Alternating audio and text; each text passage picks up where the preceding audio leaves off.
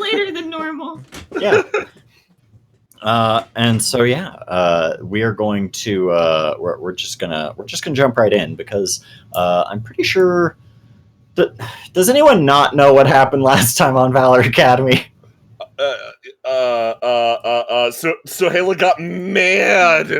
No, yeah. That's it. I got it. Suhaila had it out with Troy, and it was big and explosive, and everybody walked away from that feeling real bad. Pretty bad. And we went to see a bunch of people went to see Imitar, and he was like, "Hey, I'm not crazy." Maybe he was like, "Hi, look, I'm not crazy." And Ethan's like, I don't know. Something seems wrong here. You're happy. That means you're crazy. I've got a calendar that has the exact day that I go crazy on it, and I dread it. Some girl handed Azumi a flower shop coupon. That was nice. Mysterious. I wish we could ever learn who she was, but yeah, she's probably not important. And for nothing. Yeah, she ended up just being a one-off character in that one scene. Yeah, I mean, we might see her again. We might see her again. Who knows? And then Roland B got a little more into the dirt with some of the things that went down in his timeline. And then there was a pizza party and everybody had fun. Rip Ethan. Yeah. Azumi got her memories fucked. Yeah, Azumi sure did get her memories fucked. Like the best intentions. Sometimes these things happen. These things just happen. The road with someone, and you know their inner brain parasite just rewrites their memories casually in the hole you made. The road to the green is paved with the best intentions. With Roland's dead body. We'll just open up with Suhaila. And so it's her. Thank you. She's just she is hanging out in her room, and just watching TV, whatever. It's probably like after school at this point, or maybe it's like on a weekend or something. But Suhaila found herself with some time to sort of just watch some TV, and at this point. Kind of familiar commercial comes on. Ganymede Labs are the foremost experts on the problems that affect the everyday citizens of the modern Earth. From the ordinary, and then you see like a kid running up to get some like clear water from his faucet and like drink it, and he looks happy, to the extraordinary. And then you see like a man in a lab coat shaking hands with like a Jack Kirby style alien. Using the greatest advents in modern day science, Ganymede has renewed its vow to keep us all safe, happy, and healthy. Like you, we're tired of seeing the useless platitudes of a corporately owned America and have taken a vow to never again compromise our values. We know it'll take time to earn back your trust after it was so grievously violated, but we're in it for the long haul. Ganymede Labs, turning the failures of yesterday into the solutions of tomorrow. It's a great day to be a failure, I guess. Picks up boot, throws it at the TV. Yeah. I was very scared for a second there that Troy was going to appear on the screen and say something. And I was like, oh yeah, no. Troy was totally in that commercial. Like the part at the end. The part at the end where it's like, turning the failures of yesterday into the solutions of tomorrow. There's like, you see a bunch of scientists standing around, and then you see like Troy waving at the camera. The failures of yesterday, it's just a picture of Suhaila with the caption, "This bitch." Loser.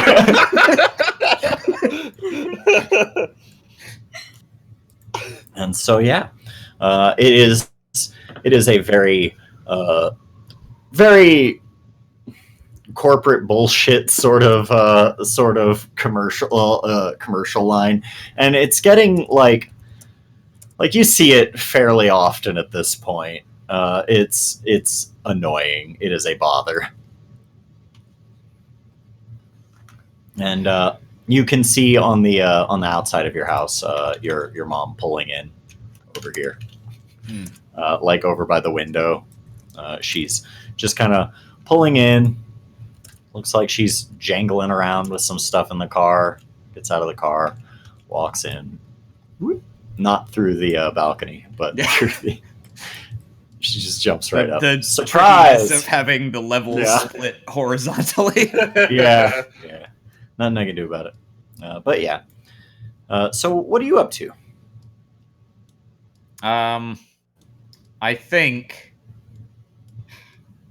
Suhaila is feeling a bit stir crazy right now and not the most comfortable in her own home. So she wanders over to the window, slides it open, turns around, sizes up this record player here, kind of looks outside, looks back to the record player. Yeah, I bet I can make it. She picks it up, kind of heads over towards the window with it. Oops. And hides it under the carpet. Hides it under the carpet. Yeah, you don't have to do it. All right, I'm putting it back. Yeah. Use your imagination, kids.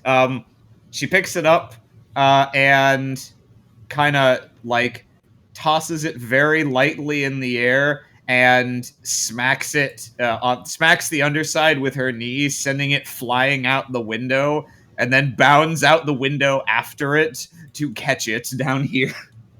As you get down to the bottom floor, who is that? That was Nico. Okay. As you get down to this bottom floor, you remember that there's a window, like in your kitchen. Yeah. She just and begins. You see your mom. Yeah, she Suhaila stops, looks in the window. She's like, "What the fuck? We have a door." Just shrugs and walks away carrying the record player. She fucking like just throws her arms up in the air like, "What the fuck?"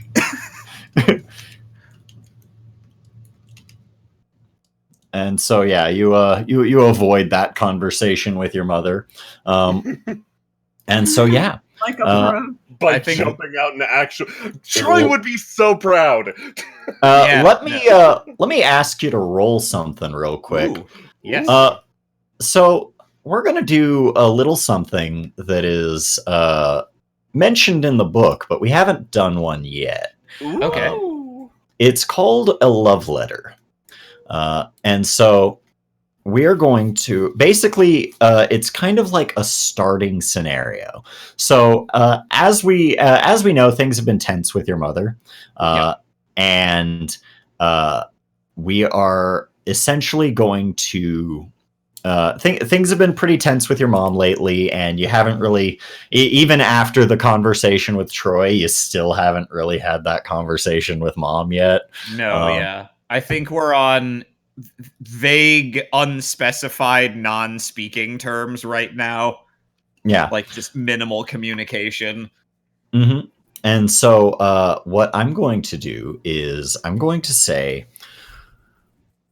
we're gonna kind of activate a move, and each thing in that move will have a different consequence. Mm-hmm. And so you are going to roll danger on a 10 plus. On a 10 plus, your mother is going to sort of like basically give you your space. She's essentially going to give you your space and let you kind of do what you're going to do. Come back and try to talk it out peacefully. Mm-hmm. On a 7 to 9, you're going to get a very stern talking to when you get home. And on anything lower than a 6, on a 6 or anything lower, she's going to chase after you immediately. Ooh, okay. As if All she right. can keep up. Well, I'll go ahead and roll my newly nerfed danger stat, and we'll see how it goes. Wink. Okay. So, you can expect a talking to when you get home.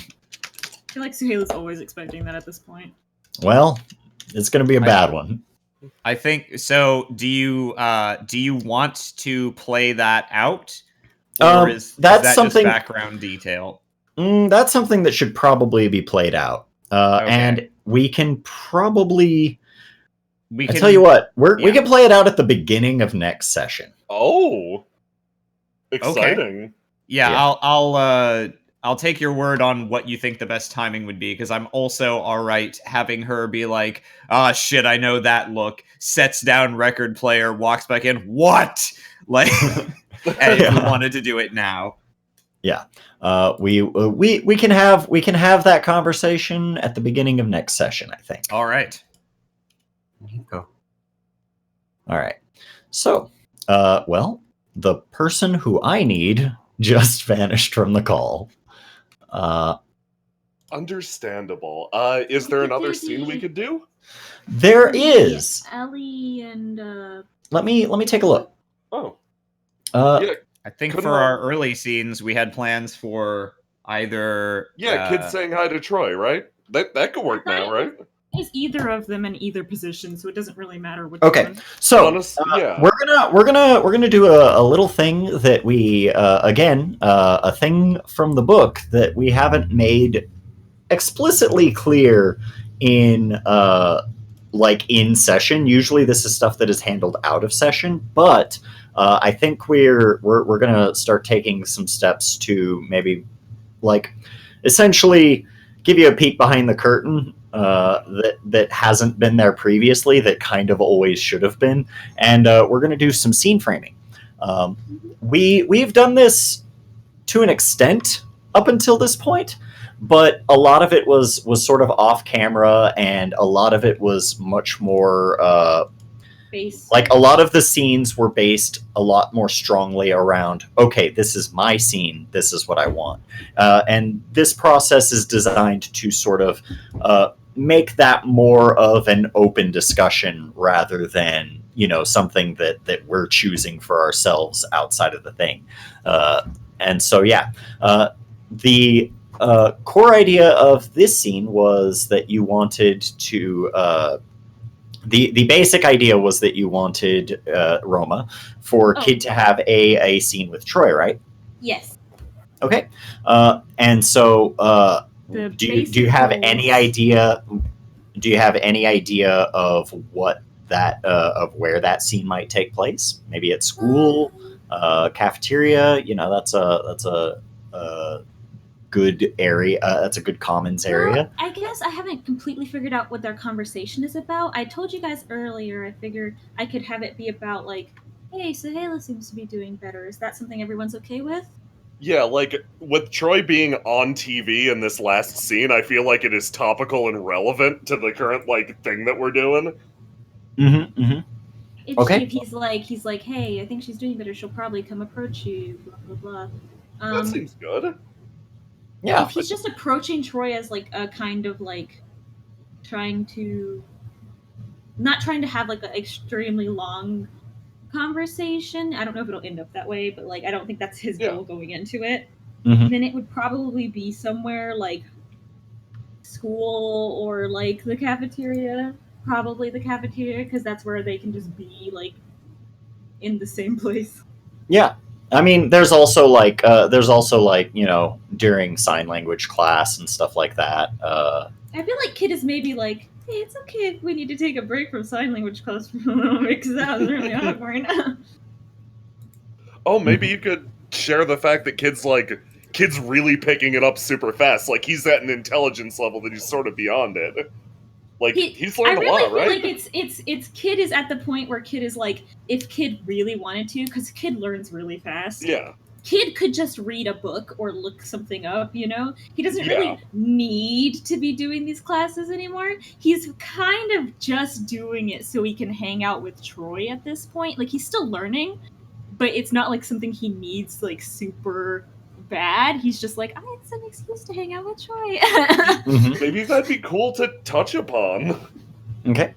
And so cafeteria, your house, where at? We could do my house because that gives Ellie an opportunity to join in, but the cafeteria kind of gives everybody an opportunity to join in. So, True. I mean, and if anybody has like a thing that they want to like jump in on, or a reason why you might think that your character might be there, that is totally amenable as well. And so, like, Majin, if you think like Azumi might have a reason to be at the house at that time, or anything like that, it's a discussion, and it shouldn't just be between two of the players, and I'm counting myself as a player in this case. Can I do the reverse? Can Ellie be there at first and then want to leave those two alone? Sure. Yeah, that's fine. I know. We all know the goal of the scene. Yeah. So I feel like everyone knows what's gonna end up happening. I think we just gotta kind of figure out how to get there. Yeah. And we can just start over here. And let me grab. Her room is finally open to the public. Let me grab Troy to boy. Let's go into the living room, Ellie. We were sitting here hugging and crying for 1 week. 1 whole week. It's been. How dare you? How dare you? What is Miss Loftus gonna do when this happens in front of her? Oh. It's okay. Elpis is gonna run distraction for you. That's what's happening this session. It's okay. It's okay. Yeah, and so I'll just plop Troy over here on the couch, and we will all three sit on the couch. And let me in fact change the volume, or volume meets the music. No more music. And so. And so the three of you are sitting, and Troy is sipping on some tea that was made, not by Miss Loftus. Right? Okay, yeah, no, it was made by her. And she's just sort of like, oh, yawn, gonna go chill out up in here in my room. Funk. This is nice. This is just what happens whenever she's off screen.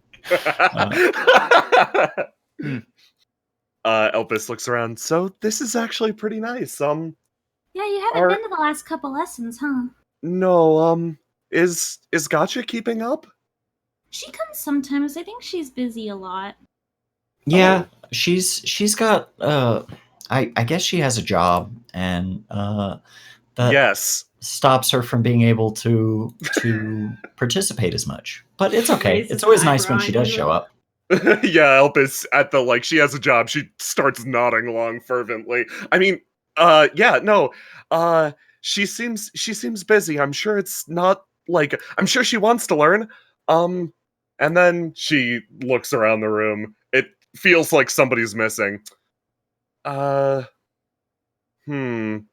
And there's no Suhaila, I mean, sorry, I didn't mean to poke that.